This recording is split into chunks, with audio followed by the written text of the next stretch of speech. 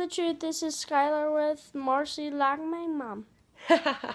Yes, this is Marci, Lockin, Skylar.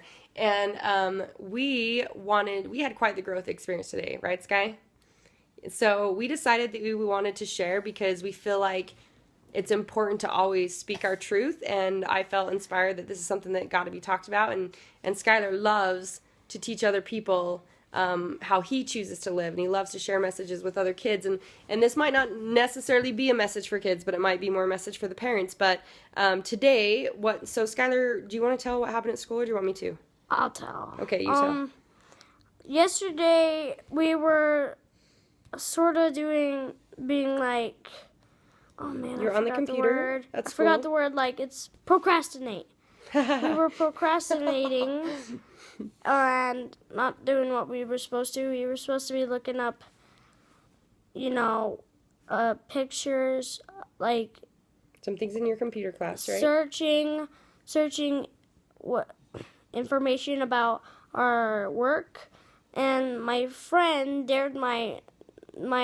with a computer dared my other friend to type in on images sexy women and stuff, and he did it, and we saw a lot of what came up, like pornography. Yeah, so really bad pictures that makes you feel like sometimes tingly and sometimes want to throw up.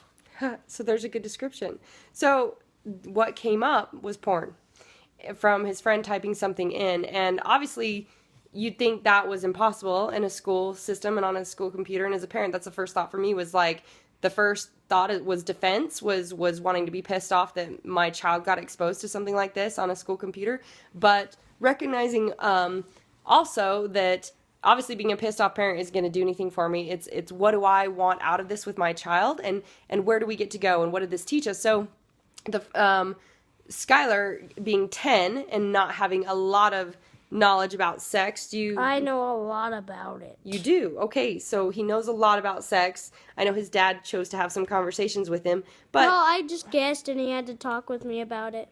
Okay, so, but did you know what you saw on the computer was a surprise to you?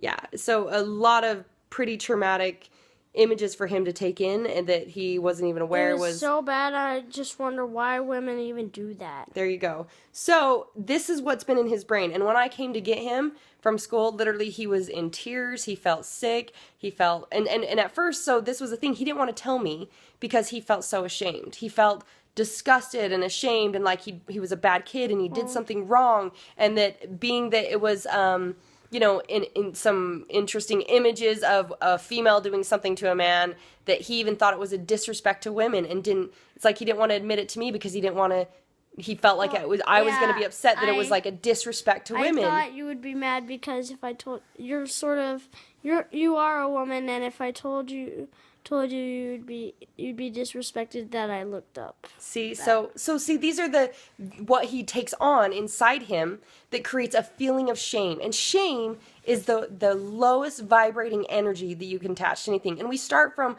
a young age being conditioned obviously with sex, there is dark and there's light. And we start with putting almost these fears as like, it has to look this way and it's around this. And so sometimes then I guess from me knowing so many male friends that are speakers and trainers and mentors and that deal with, teaching about pornography, and me in what I do with transformation, knowing the ins and outs of everyone's and their beliefs and their past experience, there's no attachment. It's just the perfect growth process. But that so many people deal with sex abuse, and that pornography and an addiction to pornography and things like that is way more prevalent than our society wants to really acknowledge or look at. But what I do know is that when you bottle it up as like, I'm wrong, I'm bad, I'm ashamed, and it's like you're almost fighting it, and then that's what comes up. And so what I wanted for him is not to feel some negative limitations or attachments to it. And so what we got to talk about is, instead he was just feeling like sick and disgusted and wrong and bad and all these things. We got to look at instead what did this teach us? What was our perfect growth experience from this? So Sky, what did you learn from this? I learned never to do it again, and if my friends are doing it, I'll tell them that it's like sort of against religion. of Mormon, but if they still want to do it, just walk away. So, but when you saw those things, how did it make you feel? Because it doesn't matter what someone else does; it's their perfect. If they choose to do something like that, that's their choice. But what does it make? What did it do for you? After I saw him, or when I saw him? Doesn't matter. When or after? How did you feel about it? Bad. It didn't make you feel good. So we learned first that you get to be aware of what you type into a computer, right? It's sort of like having a feeling where, see if somebody like holds a record or something, and then they have a feeling. I feel like my record's been broken.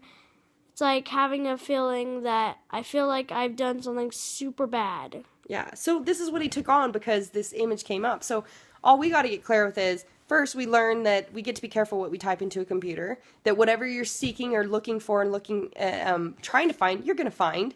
So his friend typed in naked woman or sexy woman, and obviously some things came up. So secondly is that he learns how he feels about it, and that isn't something that made him feel good. That's feedback for him, is that I don't want more of that. So what do I get to do is I get to fill my brain with things that are going to support me and be good and make me feel good. And then hopefully this got to be a learning experience for the school as to what is possible and what gets to be done with the servers or the computers to make sure there's a little bit more protection there.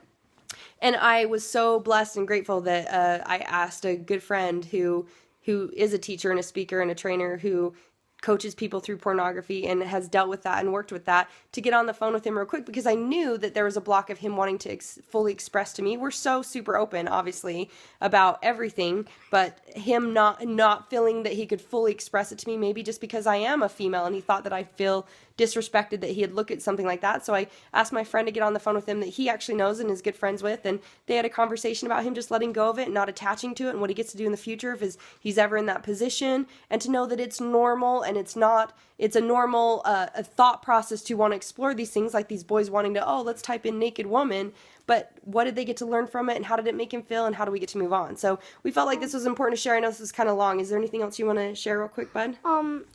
About being like shameful, I felt so ashamed that when we were waiting for the office, we were crying. Me and my friends were crying because we felt like we were going to be suspended or expelled, and I felt like I wanted to die. Yeah, so that's literally the internal creation of shame. He feels so worthless, he wants to die. Do you want your kids to feel that way? So no matter what anyone experiences, if I love him way more than, like, right when I saw him, all I could do is feel love for him and hold him and give him loves. And he's like, I thought you were going to be mad. And I'm like, babes, why would I be mad? It was a perfect experience for you to grow and learn from. So anyways, we want to choose to share this so that you can learn from it as well. And hopefully the schools can learn from it as to what they get to do too. So this is Marci, Locke, and Skylar, and we're locking it down. We're saying goodnight. We're going to go have a movie cuddle. So remember that you get to be fit to get paid, and join the revolution to having it all. And that means that the power of choice is yours. So choose your best life. Knock it down.